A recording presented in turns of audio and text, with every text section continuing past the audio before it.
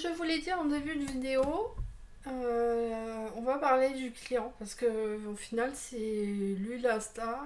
Ça sera lui qui devra être votre obsession principale jusqu'à voilà, réussir à atteindre ce fameux équilibre. C'est une notion en fait que tout le monde en fait utilise, mais au final, qu'est-ce qui est vraiment la définition, enfin selon moi, du client? Et qui devrait être aussi la vôtre, ben en fait, le client, c'est la personne qui, à partir du moment où elle dépense son argent chez vous, ça devient un client.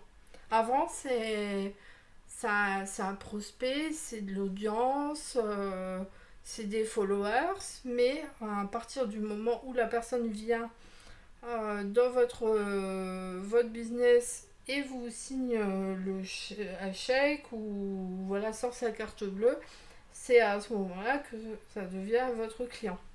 Simplement, le client, c'est pas toujours, c'est celui qui paye, mais c'est pas toujours l'utilisateur final.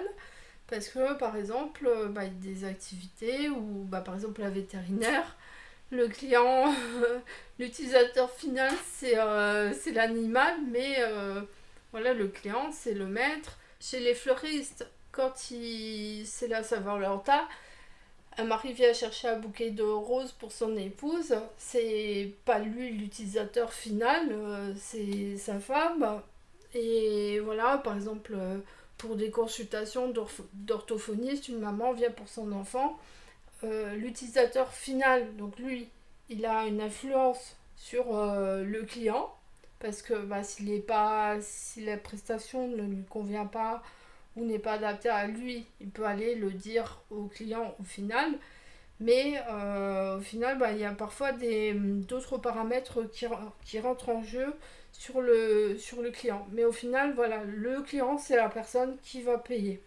Alors ça a l'air bateau comme ça, mais si vous n'avez pas de clients, bah, au final, vous n'avez pas de business et malheureusement, bah, ça va être retour au salariat pour vous.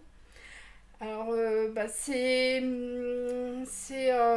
pour ça qu'aussi je vous aide au niveau de votre étude de marché, de votre marketing aujourd'hui, parce que c'est vrai que bah, les conséquences peuvent être parfois catastrophiques.